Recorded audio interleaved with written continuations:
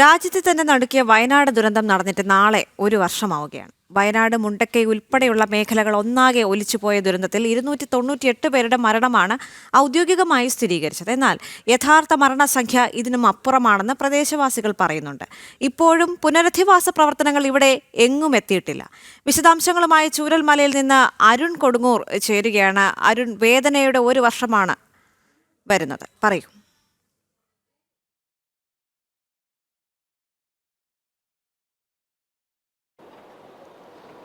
ഒരു വർഷം മുമ്പുണ്ടായ സമാനതകളില്ലാത്ത ദുരന്തം അത് ഈ നാടിനെ ഒന്നാകെയാണ് ഇല്ലാതാക്കിയത്.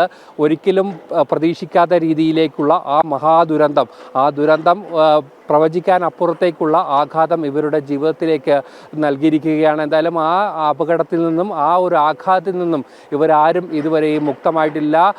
ഒരു ആയുസ്സിലുണ്ടാക്കിയ സ്വപ്നങ്ങളൊക്കെയും സമ്പാദ്യങ്ങളൊക്കെയും ഇവിടെ ഇല്ലാതാകുകയാണ്. നമ്മളിപ്പോൾ നിൽക്കുന്നത് ഈ ബെയിലി പാലത്തിലാണ്. ബെയിലി പാലം അതായത് രക്ഷാപ്രവർത്തനത്തിന് ഏറ്റവും പ്രധാനപ്പെട്ട ഒരു പങ്ക് വഹിച്ച ഒന്നാണ്. ഭാരത സൈന്യം ഈ നാടിൻ്റെ രക്ഷാപ്രവർത്തനത്തിന് നൽകിയ ഏറ്റവും പ്രധാനപ്പെട്ട ഒന്നാണ് ഈ ബെയിലി പാലം. ഈ ബെയിലി പാലം തന്നെയായിരുന്നു ഇവിടെ ഈ രക്ഷാപ്രവർത്തനത്തിന് ഏറ്റവും മുതൽക്കൂട്ട് ആകുകയും ചെയ്തത്.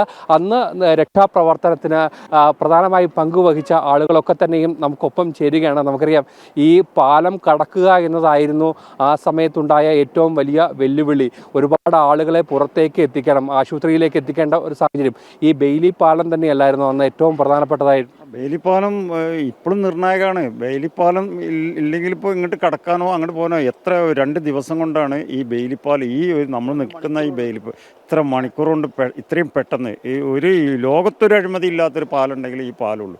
പക്ഷേ ഈ പാലം എന്ന് പറയുന്ന ഈ പാലം ഇന്നും അവിടുത്തെ ജനങ്ങൾ 100-300 ജനങ്ങൾ ഇപ്പോൾ അവിടെ പണിക്കോട്ട് ജീവിക്കുന്ന ഈ പാലത്തിലൂടെയാണ്. ഈ പാലം ആ പട്ടാളക്കാരെ ഞങ്ങൾ ഇന്നിപ്പോൾ അതിനെക്കുറിച്ച് ഞങ്ങൾ സംസാരിക്കുന്നത് ഈ പാലത്തിൽ കൂടെ കയറുമ്പോൾ. കാരണം അത്രയും ഈ പാലം ഇന്നും, ഇനിയിപ്പോൾ ഇനി എന്ന് പാലം ഇവിടെ വരും എന്നുള്ളതൊന്നും നമുക്കറിയില്ല. അതുവരെയും മുണ്ടക്കൈക്കും ഈ ഈ അട്ടമല ഭാഗത്തും അവിടെയൊക്കെ പണിക്ക് പോകുന്ന ആൾക്കാർ ഇപ്പോഴും ഇതിലെ മഴയില്ലാത്ത ദിവസങ്ങൾ പോകുന്നു. അപ്പോൾ ഈ ബെയിലിപ്പാലം ഒരു നിർണായക ഈ രക്ഷാപ്രവർത്തനത്തിൻ്റെ ഏറ്റവും ആദ്യഘട്ട ഭാഗം ഈ ബെയിലിപ്പാലാണ്. വിജയണ്ണ അന്ന് നമ്മൾ കാണുമ്പോൾ ഒരുപാട് കണ്ണ് നിറഞ്ഞുകൊണ്ടാണ് നമ്മുടെ അടുത്തേക്ക് സംസാരിച്ചു വന്നത്. കാരണം ആ ഒരു ദുരന്തത്തിൻ്റെ ആഘാതം അത് മുന്നേ തന്നെ കൃത്യമായുള്ള മുന്നറിയിപ്പ് നൽകിയിരുന്നു. അതിനുശേഷം ഈ ആളുകളെയൊക്കെ തന്നെ രക്ഷിക്കുന്നതിനുള്ള ഒരു പ്രവർത്തനങ്ങളൊക്കെ തന്നെ നടന്നിരുന്നു. ശരിക്കും ജീവിതത്തിൽ ഒരിക്കലും മറക്കാനാകാത്ത ഒരു അനുഭവം തന്നെയായിരുന്നു അല്ലേ? ഞാൻ രാത്രി ഒരു 1:20 ഒരു 1:20-1:30 ഇടയിലാണ് ഞാൻ വീട്ടിൽ കിടന്നു വരുമ്പോൾ വീടായിട്ട് കുലുങ്ങായിരുന്നു. ഞാൻ നോക്കുമ്പോൾ ഗേറ്റ്, ഞാൻ പുറത്ത് വാല് തുറന്ന് പുറത്ത് നോക്കുമ്പോൾ ഗേറ്റൊക്കെ മുഴുവൻ പോവുക. കാരണം ഞാൻ റിസോർട്ടിൽ വർക്ക് ചെയ്യുന്നത്. അപ്പോൾ ടോർച്ച് അടിച്ച് നോക്കുമ്പോൾ കംപ്ലീറ്റും പോവുകയാണ്. അപ്പോൾ വൈഫിനോട് പറഞ്ഞു, നീ മേലോട്ട് ഓടിക്കുമെന്നു. ഞാനും അടുത്ത വീട്ടിലെ സഞ്ജും കൂടി നേരെ മേലെ കൂടെ കയറി കാപ്പിക്കാട് കൂടെ വന്നപ്പോൾ കുറേ കുടുംബങ്ങൾ സെൻറ്ററിൽ കുറേ പൈതി വീട് പോയി അങ്ങനെ നിൽക്കുന്നു. ഞാൻ ദിനേശിനോടും ഇവരോടെല്ലാം പറഞ്ഞു, എടാ നമുക്ക് അവരെ കരച്ചിൽ കേൾക്കുന്നുണ്ട്, ഒന്ന് പോകാൻ. നമ്മൾ റെജീൻ്റെ കുടുംബം ഇങ്ങനെ കെട്ടിപ്പിടിച്ച് നിൽക്കുന്നു, അച്ഛനും അമ്മയും അവരെ അമ്മമ്മയൊക്കെ എല്ലാവരും ഇങ്ങനെ കെട്ടിപ്പിടിച്ചിങ്ങനെ നിൽക്കുന്നു. ഞങ്ങളെല്ലാവരും പോയിട്ട്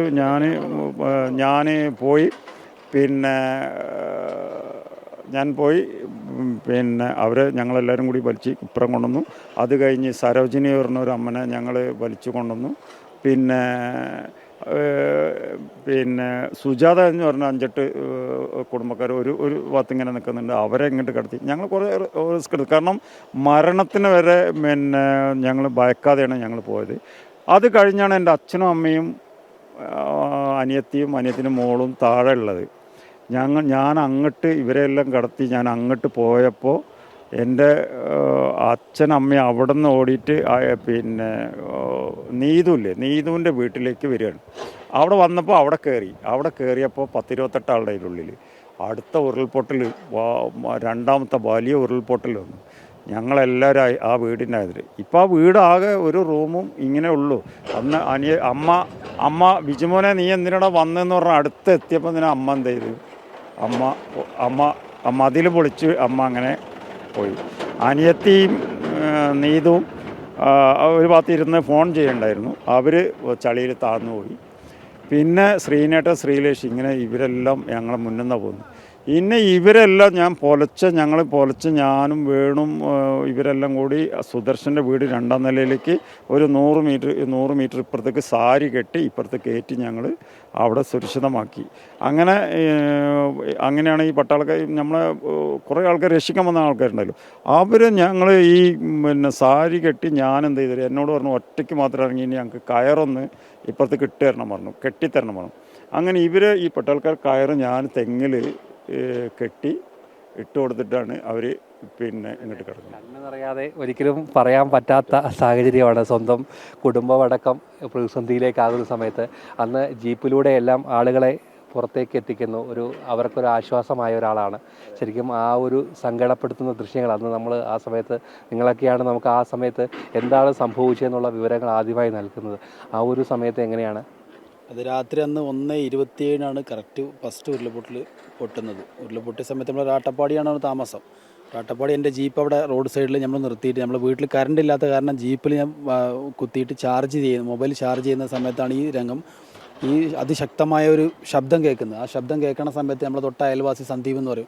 സന്ദീപ് ഓടി വന്നിട്ട് പറഞ്ഞു, ശോഭിന് എന്തോ സംഭവിച്ചിട്ടുണ്ട്, നമുക്കൊന്ന് പോയി ഒന്നൊക്കെ അലർട്ടായിട്ട് നോക്കണം എന്ന് പറഞ്ഞു.